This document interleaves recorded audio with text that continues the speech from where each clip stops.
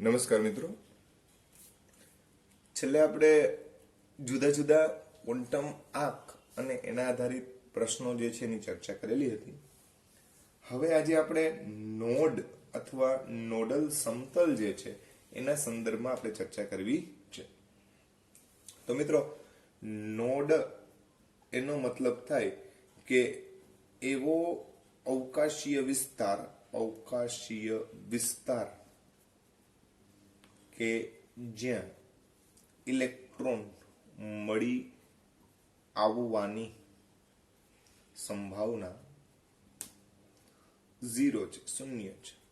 મતલબ કે ત્યાં ઇલેક્ટ્રોન સંભવી શકે નહીં. સામાન્ય આ કેન્દ્ર છે, એના પછી આ પેલી એસ કક્ષક વિચારીએ, આ બીજી એસ કક્ષક વિચારીએ, આ ત્રીજી એસ કક્ષક વિચારીએ તો n બરાબર 1, n બરાબર 2, n બરાબર 3. તો મિત્રો, આ જે વિસ્તાર જે છે જ્યાં ઇલેક્ટ્રોન છે ને, આ અંદરનો ભાગ કહું છું, બરાબર, આ અહીંયા ઇલેક્ટ્રોન આના ઉપર ભ્રમણ કરતો હોય એવું આપણે વિચારી શકીએ, બરાબર છે. પણ બાકીનો જે વિસ્તાર જે છે ત્યાં ઇલેક્ટ્રોન મળી આવતા નથી. તો એવો વિસ્તાર આ જે છે ને નોડ સમતલ અથવા નોડલ પ્લેન તરીકે ઓળખવામાં આવે. નોડ માટે એસ કક્ષક માટે સામાન્ય n-1 એવું સૂત્ર દર્શાવવામાં આવે. દાખલા તરીકે તમને કોઈ પૂછે કે 3s કક્ષકમાં નોડની સંખ્યા એવું પૂછવામાં આવે, નોડ, બરાબર છે. તો નોડની સંખ્યા આપને પૂછે તો n બરાબર 3 લેવાના અને n-1 કરવાનું, એટલે કે 3 - 1 એટલે કે 2 નોડ રહેલા છે એવું આપણે કહી શકીએ. હવે મિત્રો, એસ કક્ષક માટે કોઈ પ્રશ્ન નથી. બીજી એક વાત કે સેન્ટર જે છે, ગણાઈને આ પ્રશ્ન થાય છે કે ભાઈ કેન્દ્રથી આ પેલી કક્ષા જે છે, તો ખાસ ધ્યાનમાં રાખજો અહીંયા સેન્ટર અને ઇન્ફિનિટી માટે કોઈ જે છે એ નોડ ગણવામાં આવતા નથી.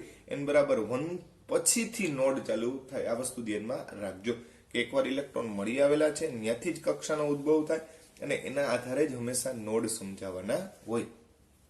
હવે માની લ્યો કે નોડની જો વાત કરવા જાય, નોડ, બરાબર છે, તો એક જે છે એ રેડિયલ નોડ, બરાબર છે, અને બીજું જે છે એ નોડલ સમતલ અથવા પ્લેન, જેને કહીએ પ્લેન, બરાબર. તો આ બે ખાસ ધ્યાનમાં રાખજો, દરેક કક્ષકના સંદર્ભમાં અલગ અલગ વાત આવે, બરાબર છે.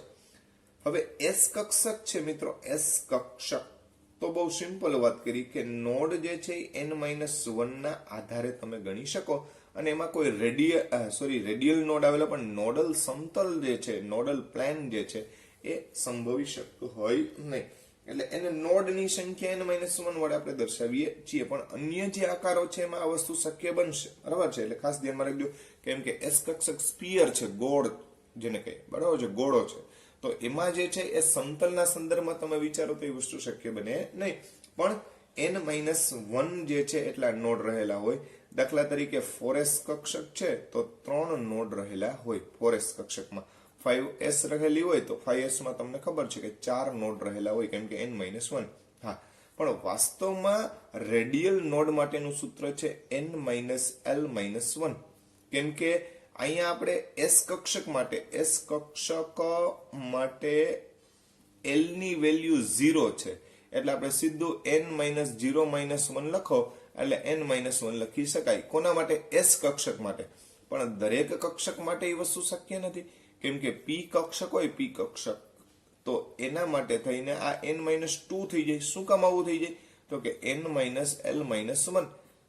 પી કક્ષક માટે l નું મૂલ્ય 1 છે, તો n-1 એટલે ટોટલ n-2 આવું થાય. અને રેડિયલ નોડ કહેવાય. શું કહેવાય? Radial node. આ જ રીતના ડી કક્ષક માટે n-3 થાય, બરાબર છે. તો આ જે છે એ રેડિયલ નોડ તમારે જો ગણવા હોય તો એના માટે આપણે આ સૂત્રનો ઉપયોગ કરીએ છીએ. કયું સૂત્ર કીધું ભાઈ? n-l-1. આ સૂત્રના આધારે આપણે રેડિયલ નોડની ગણતરી કરી શકીએ, જેને આપણે રેડિયલ નોડ તરીકે ઓળખીએ છીએ. કોઈ પણ કક્ષકમાં કેટલા રેડિયલ નોડ આવેલા હોય તો એ તમે આના સંદર્ભમાં સમજાવી શકો. હવે મિત્રો, અહીંયા ખાસ ધ્યાનમાં રાખજો. દાખલા તરીકે બહુ સિમ્પલ વાત કહું, હું તમને એમ કહું કે ભાઈ અહીંયા 4D કક્ષક છે, 4D બરાબર છે. તો ડી માટે L બરાબર 2 થાય બરાબર છે. ડી માટે L બરાબર કેટલા થાય? 2. તો તમે અહીંયા 4 -2 -1 લખો એટલે ટોટલ નોડની સંખ્યા 4 - 2 - 1 એટલે કેટલા નોડ થયા? 1 થયા બરાબર છે. એ રેડિયલ નોડની વાત થઈ, પણ સમતલીય નોડ જે છે, સમતલીય નોડ એ જે તે કક્ષકના આકાર અને પ્રકારના આધારે નક્કી થાય અને સામાન્ય રીતે નોડલ સમતલ અથવા પ્લેન જેને કહેવાય નોડલ પ્લેન એની વેલ્યુ L જેટલી હોય બરાબર છે. સમજાવું, દાખલા તરીકે L બરાબર 1, L બરાબર 0 માટે 0 સિમ્પલ વસ્તુ છે બરાબર છે. હવે L બરાબર 1 જે છે એટલે કે P કક્ષકની જો વાત કરવા જાય, ખાસ સમજો મિત્રો, અહીંયા P કક્ષક માટે P 3 પ્રકારની હોય, Px, Py અને Pz. સામાન્ય એનો આકાર સમજો એટલે તમને વધારે ખ્યાલ આવે. x, y, z ના સંદર્ભમાં આપણે વાત કરવા જઈએ તો માની લો કે આ x છે, આ y અક્ષ છે અને આ z અક્ષ છે. તો સામાન્ય રીતે px કક્ષક જે છે એ x અક્ષ ઉપર આપણે સંવૃત્ત થયેલી બતાવીએ છીએ. એનો અર્થ એવો થયો કે આ 3 અક્ષો જે છે, આ 3 અક્ષો બરાબર છે, એ 3 અક્ષો પૈકી px અક્ષ એવી છે કે જ્યાં ઇલેક્ટ્રોન મળી આવેલા છે. પણ મિત્રો આ જે z છે અને y જે છે એમાં ઇલેક્ટ્રોન રહેલા નથી. તો એ જે સમતલ આવે એ આપણે શબ્દ બોલી શકીએ જ્યારે px કક્ષકની વાત આવે ત્યારે બાકી રહી yz સમતલ. તો એ નોડ સમતલ કહેવાય, નોડ સમતલ. આ સમતલ ઉપર ક્યાંય ઇલેક્ટ્રોન રહેલા નથી. એટલે આ યાદ રાખજો કે તમને કોઈ પૂછી કે ભાઈ px જે છે તો એની હારે કેટલા સંકળાયેલા કહેવાય? એક નોડ સમતલ કહેવાય બરાબર છે. હવે કોઈ પણ હોય, દાખલા તરીકે 4px હોય કે 5px હોય કે 6px હોય. હવે સમજો રેડિયલ નોડની સંખ્યા n - l - 1 બરાબર છે, એટલે કે 4 - 1 - 1 એટલે 4 માંથી 2 કાઢવાના છે. એટલે આ રેડિયલ નોડ 2, આના રેડિયલ નોડ 3, આના રેડિયલ નોડ 4 થાય. પણ નોડલ પ્લેન જે છે, નોડલ પ્લેન px માટે એક જ નોડલ પ્લેન આવે અને બધા માટે એક જ આવે. એ પછી 4px હોય કે 5px હોય કે 6px હોય, એમાં નોડલ પ્લેનના મૂલ્ય ક્યાંય બદલતા નથી. તો આ વસ્તુ યાદ રાખજો કે નોડલ પ્લેન જે છે, ફરીથી સમજાવું છું બરાબર છે, મેં તમને કીધું એ પ્રમાણે કે p કક્ષક એના માટે px, py અને pz આ વાત થઈ બરાબર છે. પ્રત્યેક સાથે x છે તો એની હારે yz સમતલ, y છે તો એની હારે zx સમતલ, z છે તો એની હારે xy સમતલ. જે નોડલ સમતલ કહેવાય જેની સંખ્યા l જેટલી હોય. p માટે l બરાબર 1 છે એટલે આ બધા માટે એક સમતલ છે એવું આપણે વિચારી શકીએ. હવે ફરીથી બોલું છું મિત્રો કે માની લો કે 3px, 4px, 5px તો રેડિયલ નોડની સંખ્યા n - l - 1 એટલે કે n - 2 લખી નાખું છું, કેમ કે p માટે l બરાબર 1 છે. તો 3 માટે 1 આવશે, 3 - 2, 4 માટે 2 આવશે, 5 માટે 3 આવશે. પણ px ને અનુરૂપ આ રેડિયલ નોડ સિવાય સમતલ નોડ જેને કહે સમતલીય નોડ જે છે અથવા નોડલ સમતલ જે છે એ ફક્ત એક જ આવે, કોઈ એમાં ફેર ન પડે. શું કામ? તો કે px છે એટલા માટે. px માટે કોણ આવે? yz. એમ py માટે zx જ આવે અને pz માટે xy જ આવે. એનું કારણ છે કે px હોય તો ફક્ત x અક્ષ ઉપર જ સંવૃત થયેલા હોય ઇલેક્ટ્રોન, પણ બાકી રહેલા ઘટકોમાં એટલે કે આ સમતલ ઊભું વિચારો તો એમાં ક્યાંય ઇલેક્ટ્રોન આવતા નથી. એટલે આ વસ્તુ ધ્યાનમાં રાખજો. આ જ વસ્તુ તમે ડી કક્ષક માટે પણ નક્કી કરી શકો બરાબર છે. હમણાં જ સમજાવું તો કે ભાઈ અહીંયા સામાન્ય રીતે ડી કક્ષક માટે l બરાબર 2 થાય એટલે n - l - 1 અનુસાર તમે જોવા જાવ તો n - 3 એ એના રેડિયલ નોડ થાય. શું થાય? Radial node. પણ દરેક પેટા કક્ષક સાથે સંકળાયેલા નોડની સંખ્યા તો આપણે l વડે દર્શાવીએ બરાબર છે. એમાં એક અપવાદ આવશે બરાબર છે, હમણાં કહી દઉં તમને. dz2 dxy dyz dzx અને dx2 y2. તો સામાન્ય રીતે આ dz2 છે તો xy સમતલના સંદર્ભમાં એટલે કે xy અને બાકીનો જે ઘટક જે છે એના સંદર્ભમાં બે સમતલ જે છે એમાં આપણે આના બે સમતલીય નોડ મળે. xy હોય તો yz અને zx સમતલ જે છે આના માટે yz છે તો zx અને xy સમતલ આવે. આમાં zx છે તો xy અને yz સમતલ આવે. તો આ જે કંઈ પણ સમતલો જે છે આ zx સિવાયના yz સિવાયના અથવા તો xy સિવાયના તો આની સંખ્યા ટોટલ 2 2 2 આ હું જે તમને ચર્ચા કરું છું એ સમતલીય નોડની વાત કરું છું. સમતલીય નોડ અથવા નોડલ સમતલ શબ્દ બોલે એ નોડલ પ્લેન પણ x2 y2 માટે આપણે 2 લઈએ છીએ પણ dz2 માટે 0 આવે. શા માટે? તો dz2 જે છે એમાં આપણે xyz અક્ષ જે છે એ આ રીતે આપણે વર્ણન કરીએ છીએ. એમાં આ માની લો કે આ z અક્ષ છે, આ x છે, આ y છે. તો યાદ હોય તો યાદ કરો મિત્રો, આ dz2 માં આપણે અક્ષ ઉપર પણ ઇલેક્ટ્રોન સંવૃત કરીએ છીએ અને સાથે સાથે ઓલું એક અહીંયા વલય જેવો આકાર દોરીએ છીએ, આ વલય દોરીએ છીએ, બરાબર છે. એ વૃત્ત જે છે એ આ માની લો કે z અક્ષ છે તો એની આસપાસ વૃત્ત જે છે એ સંવૃત થયેલું હોય એટલા માટે થઈને એ સમતલ પણ કવર કરી લે. એટલે અહીંયા ખાસ ધ્યાનમાં રાખજો, dz2 માટે સમતલીય નોડ 0 છે, ખાસ નોંધજો, બરાબર. dz2 માટે dx2 y2 માટે કેટલા થશે? 2 થશે, કેમ કે x2 અને y2 બાકીની z અક્ષને કાંઈ લેવા દેવા નથી. એટલે z સાથે સંકળાયેલા સમતલ xz અને yz એ બંને જે છે એ નોડ સમતલ તરીકે વર્તી શકે. તો આ વસ્તુ ધ્યાનમાં રાખજો. આ રીતે નોડલ સમતલ જે છે એની સંખ્યાનો આધાર l દ્વારા દર્શાવાય. પણ એક અપવાદ અહીંયા dz2, કેમ કે એમાં એક ઓલું વલય જે છે એ પણ સમતલમાં રહેલું હોય એટલે ત્યાં એક પણ તમને નોડલ પ્લેન અથવા નોડલ સમતલ મળશે નહીં. બાકીના બધાયમાં હવે તમને મિત્રો કોઈ એમ પૂછે કે ભાઈ માની લો કે 4 નંબરમાં આપણે એમ કે 4dz2 અથવા 5dz2 ના સંદર્ભમાં વાત કરીએ તો રેડિયલ નોડની સંખ્યા જોતી હોય, રેડિયલ નોડ, તો n-l-1 એટલે કે n-3 લખી નાખું, બરાબર છે, કેમ કે l બરાબર 2 થાય d કક્ષક માટે. તો n-3 અનુસાર 4 ઓછા 3 એટલે 1 થાય, 5 ઓછા 3 એટલે 2 થાય રેડિયલ નોડ. પણ નોડલ પ્લેન dz2 માટે બેયમાં કેટલું આવશે? 0 જ આવે, બરાબર છે. હા, માની લ્યો કે dxy ના સંદર્ભમાં વાત કરી હોય, આપણે એમ કીધું હોય કે 6dxy, બરાબર છે. તો 6dxy માટે રેડિયલ નોડ જે છે એ 6 - 3 એટલે કે 3 રેડિયલ નોડ. પણ રેડિયલ સમતલ આ સમતલ નોડ કીધા હોય તો કોઈ પણ d કક્ષક માટે l જેટલા એટલે કે 2. તો અહીંયા જવાબ કેટલો આવશે? 2. આ વસ્તુ ધ્યાનમાં રાખજો. તો આ રીતે ટૂંકમાં આપણે પ્રશ્ન પૂછી શકે. 2 અલગ અલગ નોડ છે, નોડલ સમતલ, નોડલ પ્લેન.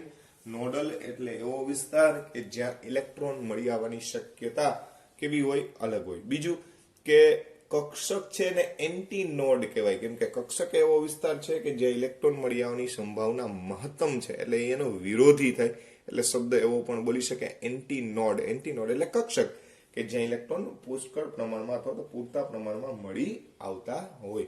તો આ રીતે નોડ જે છે એના સંદર્ભમાં આપણે ચર્ચા કરી.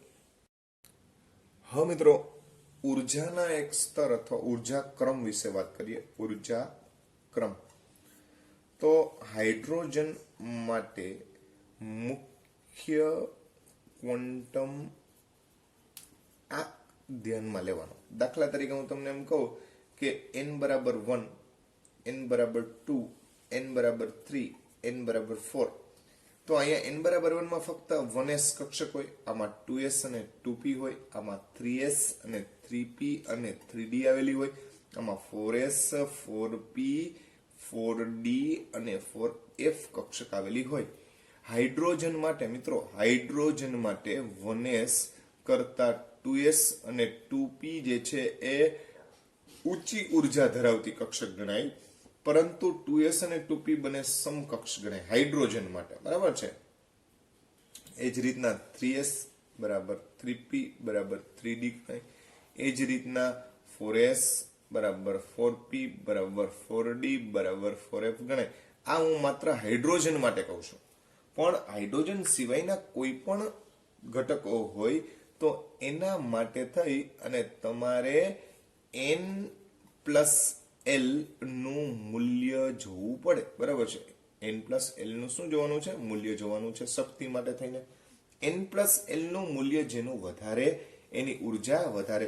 પેલો મુદ્દો કે જે કક્ષક માટે n પ્લસ એલ વધુ તેની ઉર્જા વધુ. જો n પ્લસ એલ સમાન હોય તો જેનું n નું મૂલ્ય વધુ તેની ઉર્જા વધુ. ખ્યાલ આવે છે? બરાબર છે. તો આ વસ્તુ ખાસ જોવાની, n પ્લસ એલ જોવાનું અને બાકી તમારે n જોઈ લેવાનું. n પ્લસ એલ સમાન હોય તો પેલા તો n પ્લસ એલ જ જોવાનું છે. બરાબર છે. એના આધારે તમારે મૂલ્ય જે છે એ નક્કી કરવો પડે હાઇડ્રોજન સિવાયના ઘટકો માટે. દાખલા તરીકે આપણને એમ પૂછ્યું હોય કે 3s અને 3p. બરાબર છે. તો 3s અને 3p જે છે એ પૈકી કોની ઉર્જા વધારે ગણાય? 3s ની ગણાય કે 3p ની ગણાય? તો આના માટે n બરાબર આપણે શીખી ગયા કે 3 થાય. s છે એટલે l બરાબર 0 થાય. અહીંયા n બરાબર 3 થાય. p છે એટલે l બરાબર 1 થાય. તો ટોટલ n પ્લસ l કરો એટલે 3 વત્તા 0 એટલે 3 થાય. અહીંયા n પ્લસ l કરો એટલે 4 થાય. તો સ્વાભાવિક વસ્તુ છે કે 4 છે એ 3 કરતા મોટો છે, તો 3s કરતા 3p ની ઉર્જા વધારે ગણાય. બરાબર છે. તો આ વસ્તુ ધ્યાનમાં રાખવી. હવે માની લ્યો કે 3d અને 4s જે છે, બરાબર છે, ઘણીવાર આપણે શું થતું હોય કે આ ક્વોન્ટમ આંક જે છે એ સમાન દેખાતા હોય. ઘણીવાર જે છે એ મુખ્ય ક્વોન્ટમ આંક જે છે એમાં ડિફરન્સ દેખાતો હોય. તો સ્વાભાવિક છે કે આપણે એમ લાગે કે 4s મોટી હોવી જોઈએ, પણ ખરેખર ગણવું જોઈએ. n પ્લસ એલ ના આધારે જ બધું નક્કી થાય. તો અહીંયા n બરાબર 3, l બરાબર 2, ટોટલ 5. અહીંયા n બરાબર 4, l બરાબર 0, એટલે ટોટલ 4 જ આવે. બરાબર વિચારજો. તો વિચારો કે અહીંયા શક્તિ કોની વધુ થઈ ભાઈ? તો કે ભાઈ 4s જે છે એના કરતા 3d ની ઉર્જા વધારે થઈ. કોની ઉર્જા વધારે થઈ? 3d ની. બરાબર છે. હા, પાછું 4s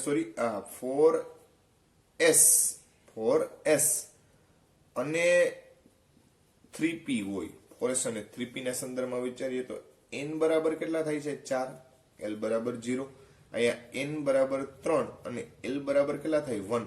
ટોટલ 4 વત્તા 0 એટલે 4, 3 વત્તા 1 એટલે 4. તો હવે જો મિત્રો અહીંયા બંને માટે n પ્લસ એલ નું મૂલ્ય સમાન મળ્યું.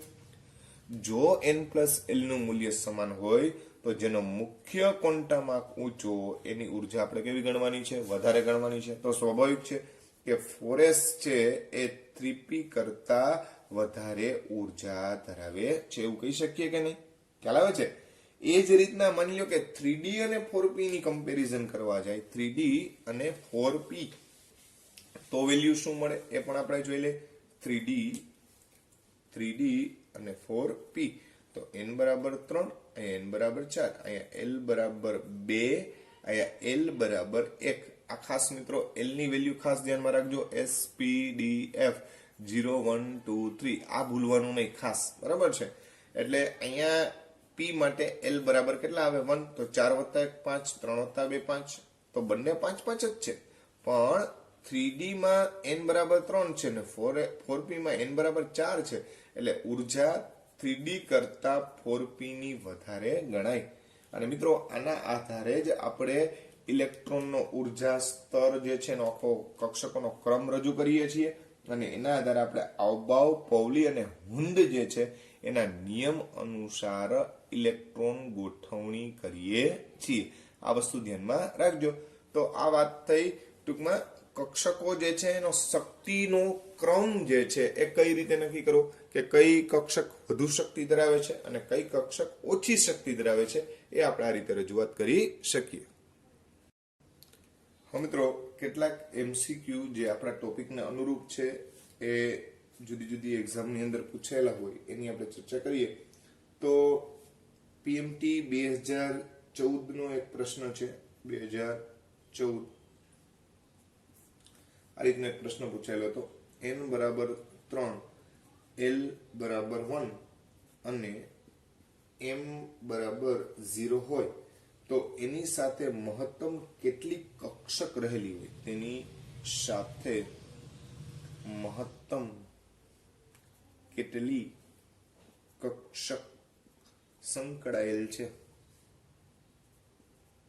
આની સાથે કેટલી કક્ષકો સંકળાયેલી હોય તો મિત્રો n બરાબર 3 હોય તો તમને ખબર છે કે એની સાથે l ને અનુરૂપ એટલે કે 0 1 2 એવી ઘણી બધી કક્ષક સંકળાયેલી હોય l બરાબર 1 છે તો એની સાથે l બરાબર 1 એટલે કે p કક્ષક થઈ કઈ કક્ષક થઈ p કક્ષક પણ એમાં પરફેક્ટલી m બરાબર 0 માટે કીધું હોય એટલે તમને ખબર છે કે px py અને pz પૈકી m ની વેલ્યુ આના માટે -1 છે આના માટે 0 છે આના માટે +1 છે એટલે ફક્ત આ 3py સાથે સંકળાયેલો ક્વોન્ટમ આંક કહેવાય બરાબર છે અન્ય કોઈ માટે આ ક્વોન્ટમ આંક ગણાય નહીં તો આપણે વિકલ્પ જે છે આ રીતના આપેલા છે 1 2 3 અને 4 તો પહેલા જ કીધું મેં તમને કે m બરાબર 0 પર્ટિક્યુલરલી વેલ્યુ આપી દીધી છે તો સ્વાભાવિક છે કે આપણો ઓપ્શન જે છે એ કયો આવશે એ ઓપ્શન શું આવશે એ કે એક જ કક્ષક આની સાથે સંકળાયેલી હોય પણ માની લો કે આ આપ્યો ન હોત m બરાબર 0 નો આપ્યો હોય તો n બરાબર 3 અને l બરાબર 1 તો હવે તમને ખબર છે કે 3p તો 3p કેટલા પ્રકારની હોય તો કે 3px હોય 3py હોય અને 3pz પણ હોય તો વિકલ્પ બદલી જાય તો જવાબ શું આવત 3 આવત શું આવત 3 એટલે આવી વસ્તુ પણ ધ્યાનમાં રાખવી તો આ PMT 2014 ની અંદર પૂછાયેલો પ્રશ્ન છે કે જે આપણા ટોપિક આપણે કર્યા એને અનુરૂપ આ પ્રશ્ન ગણાવી શકાય ત્યારબાદ નીટ 2016 એમાં એક આ રીતનો પ્રશ્ન પૂછાઈ ગયો n બરાબર 3 અને l બરાબર 1 કક્ષક સાથે સંકળાયેલ ઇલેક્ટ્રોનની સંખ્યા ઓપ્શન જે છે એ 10 14 2 અને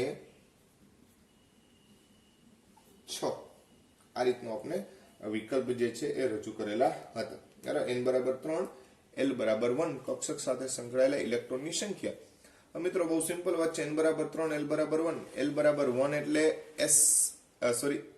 p કક્ષક થાય કઈ કક્ષક થાય p બરાબર છે એટલે 3p કક્ષક થઈ કઈ કક્ષક થઈ 3p બરાબર છે તો p કક્ષક સાથે સંકળાયેલા ઇલેક્ટ્રોનની સંખ્યા એટલે ટોટલ 6 ઇલેક્ટ્રોન થાય કેટલા ઇલેક્ટ્રોન થાય 6 બરાબર છે તો આ વસ્તુ પણ ધ્યાનમાં રાખજો આવો એક સિમ્પલ ક્વેશ્ચન જે છે નીટ 2016 ની અંદર પૂછાયેલો છે તો આવી રીતે કક્ષા અને કક્ષક જે છે એના સંદર્ભમાં આપને પ્રશ્નો પૂછી શકે ત્યારબાદ મિત્રો આ જ પ્રકારનો 2012 માં પણ આ જ પ્રકારનો પ્રશ્ન પૂછાઈ ગયો કે ભાઈ n બરાબર 4 અને l બરાબર 3 માટે ઇલેક્ટ્રોનની મહત્તમ સંખ્યા ઓપ્શન જે છે 10 12 14 અને 16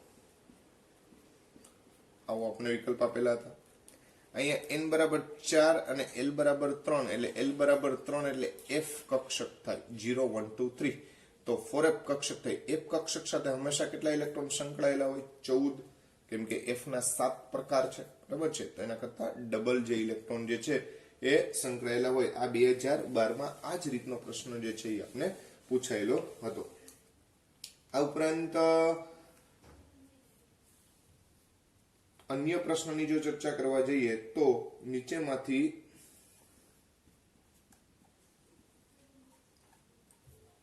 કયો ક્વોન્ટમ આંકનો સેટ ખોટો છે એટલે કે સાચો નથી આવો આપણે 2009 માં એક પ્રશ્ન પૂછાયેલો છે 2009 માં આપણો પ્રશ્ન જે છે PMT માં પૂછાયેલો છે વિકલ્પ છે n બરાબર 3 L બરાબર 2, M બરાબર -2 અને સ્પિન ક્વોન્ટમ આંક -1/2.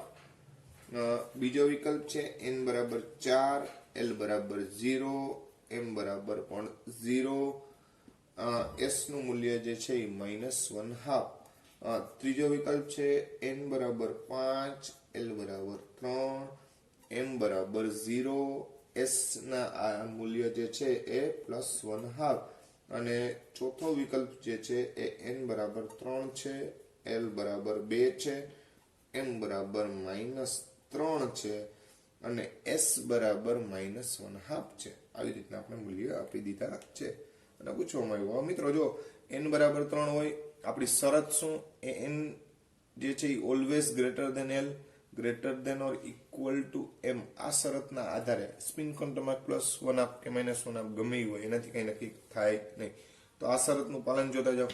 n બરાબર 3 તો આ L છે એના કરતા નાનો જ છે, બરાબર છે, અને આ બે સમાન હોઈ શકે અથવા આના કરતા નાનો, તો ઓકે, આમાં શરત પાલન થાય છે. અહીંયા 4, 0, 0 શરત પાલન થાય છે. અહીંયા 5 થી નાનો 3 શરતનું પાલન થાય છે. 3 થી જે 0 છે એ નાનો જ છે, બરાબર છે.